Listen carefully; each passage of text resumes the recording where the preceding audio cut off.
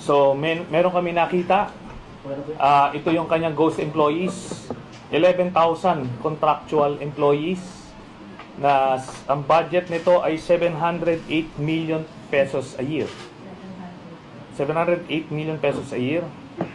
So, dito natin makikita na yung hypocrisy ni Mayor Duterte na sinasabi niya yung contractualization, yung ENDO must stop, STOP.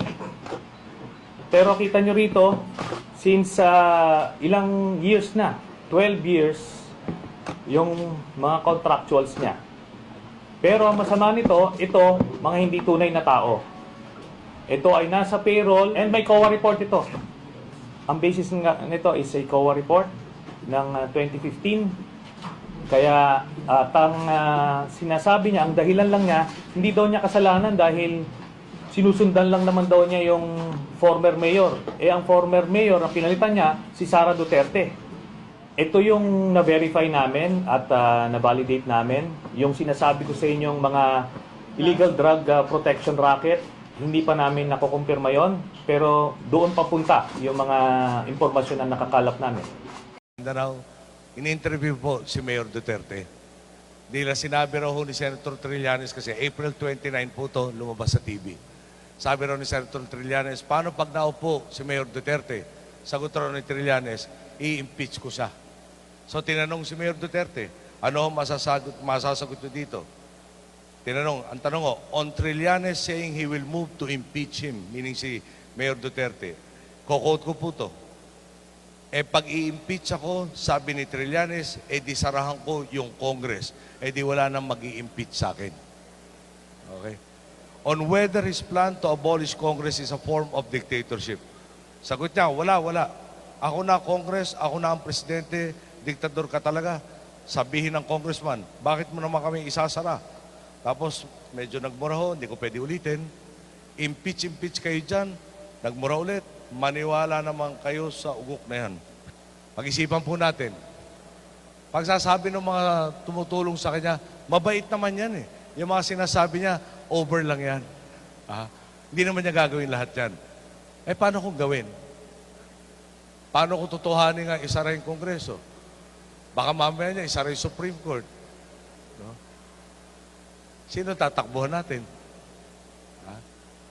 Dagdagan pa po. Yung paniniwala ko kasi na iba, no, nasabi ang galing-galing niya, ganito. Sabihin natin, baka magaling nga siya. Pero ang tao ho nilikha eh. Diba? Ang inahabol natin, para sinasabi ng mga supporter niya, yan taong yan, perpekto ang desisyon lahat ng oras. Pwede bang gumawa ng perpektong desisyon ang hindi perpekto? Meron bang tao na nilikha, pwedeng angkinin, perpekto ko? Di wala. Pag dumating yung panahon, tinutuhanan niya lahat ng sinasabi niya. Yung bang tataba yung mga isda at kung ano pa. Medyo, di ba tayo magpapag-isip? Bakit ko pinasukan to? Itong taon ho to, 30th year ng EDSA. 30 years ago, sinugal natin ang buhay natin para mabalik yung demokrasya natin.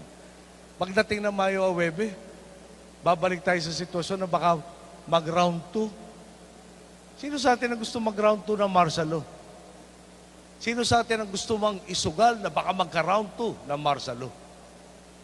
Ngayon, pag ginawa niya, pagdating ng panahon, siya nanalo, ginawa niya, ano sasabihin natin?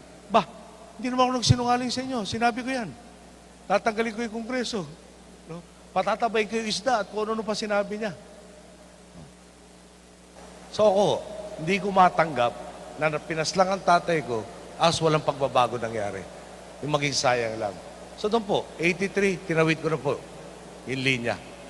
Bubuhos ko lahat ng kaya ko para may mangyaring pagbabago, para naman masulit yung pagkamatay ng aking ama at libo-libo natin mga kababayang either pinaslang o pinahirapan.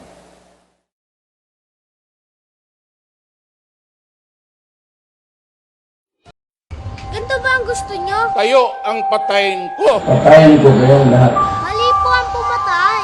Ay, naka-umuwi ka lang. Tama po ba murahin ng Santo Papa? Hoy, ang NPA! Ituro nyo po sa amin ang tama. Napakaganda. Dapat ang mayor muna ang mauna. Mali po mambastos ng babae. Kami ka president dito, bigla. Ito po ba ang gusto niyo maging halimbawa para sa amin?